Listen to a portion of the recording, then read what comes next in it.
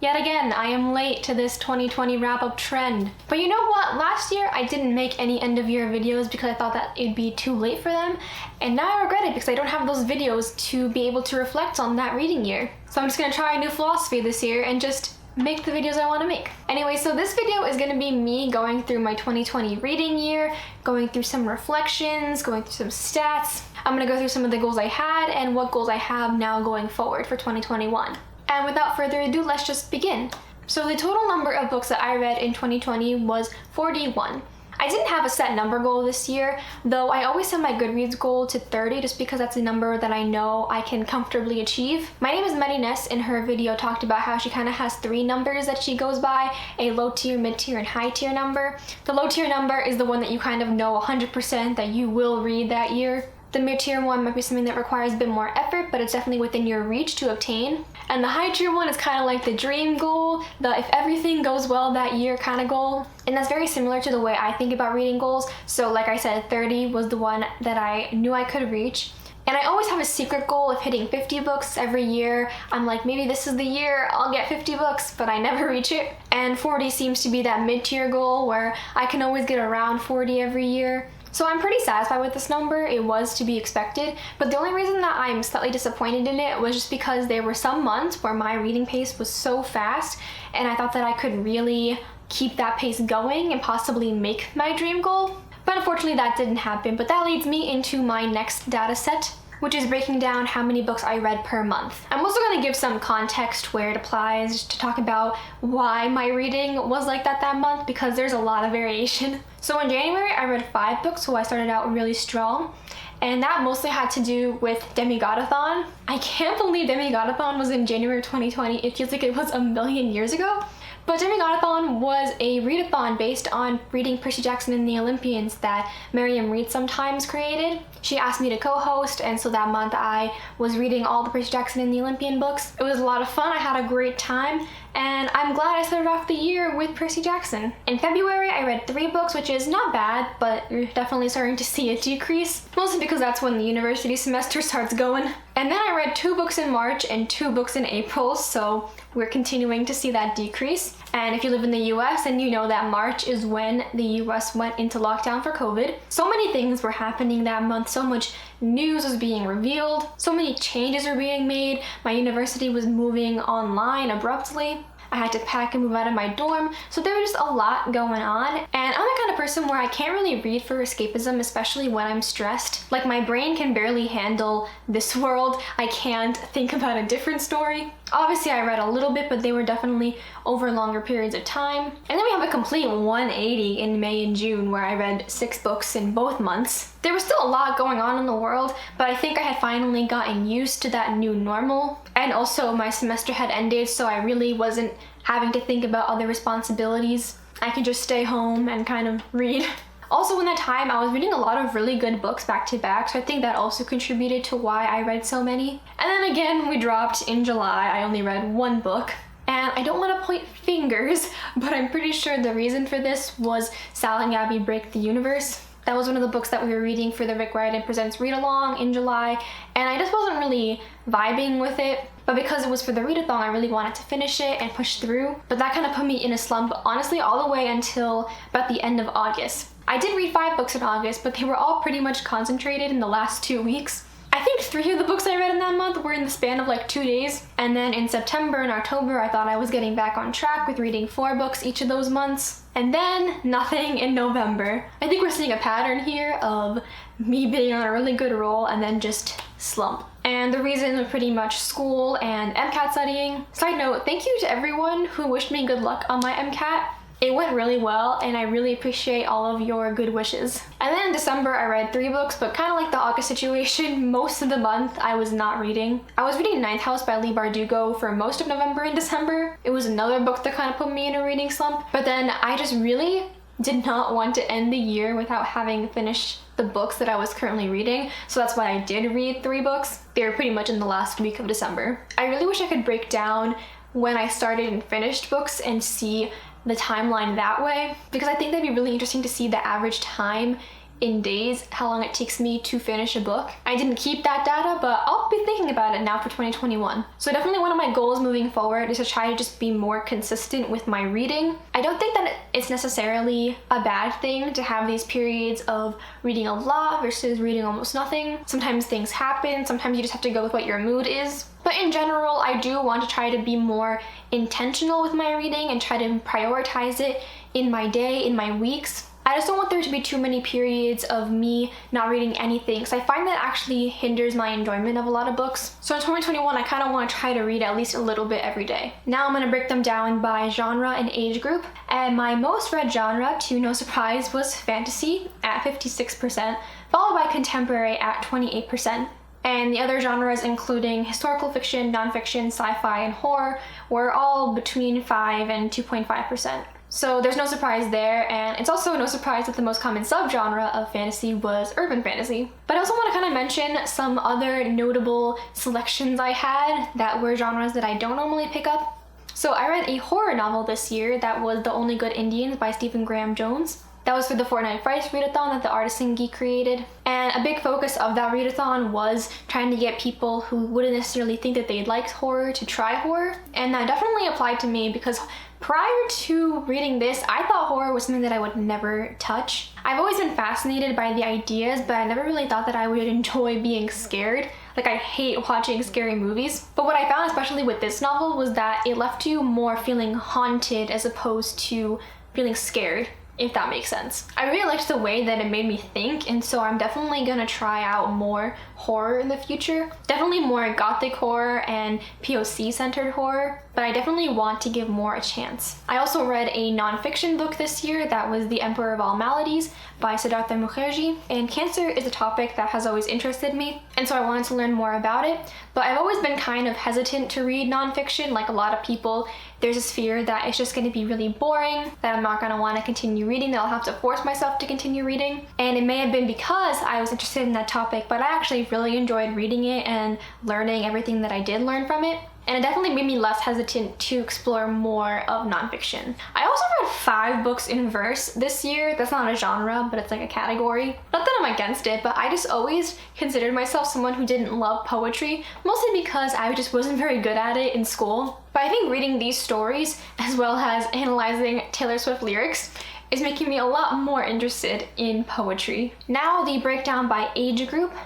My most read age demographic was middle grade at 46.3%. Now this was really surprising for me. I know why the percent is so high. I did a lot of middle grade theme things this year. Like I said, there was Demigodathon in January where I reread the PJO books. There was the Rick Riordan Presents Read Along where I read a lot of those imprint books, which were all middle grade. And then there was the middle grade magic readathon that Kara from Wild Book Garden created and asked me to co-host, where I also read more middle grade books. This was just really weird to me because in past years, my reading was just so dominated by YA, whereas this year, the YA that I read was only 29.3%.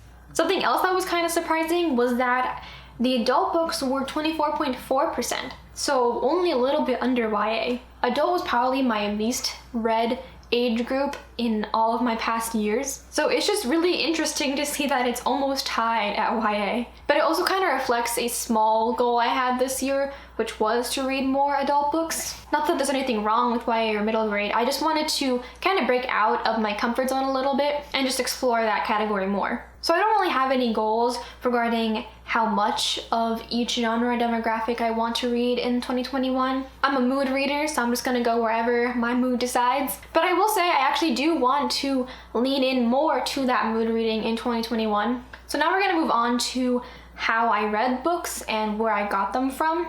Another one of my kind of subtle goals was to read more physical books. I found that for the last 2 years, most of the reading that I was doing was through audiobooks because I would be reading when I was commuting or doing chores and stuff like that. Like that was the time that I would take to read. And so I stopped prioritizing reading in my day. It was like if I was doing something else where I could be listening to an audiobook, that was when I read, as opposed to just doing it because I wanted to read.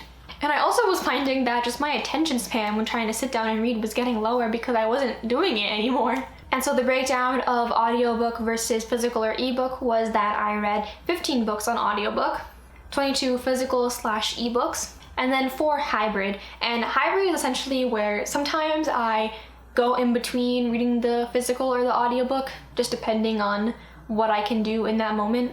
And I don't remember my stats from previous years, but this is definitely a lot more physical books. And I'm pretty sure it was due to the fact that I was home a lot more because of COVID. I wasn't commuting very much in 2020, and so those opportunities where I used to solely dedicate to reading audiobooks, I didn't have anymore. And I'm really fine with this breakdown, so if I just continue the same way in 2021, I'll be fine. Another goal I had was to read more from the library, and this was actually in my 2019 goals video, way back when I made that video. And in 2019, I did not do that. I do remember that I failed that goal.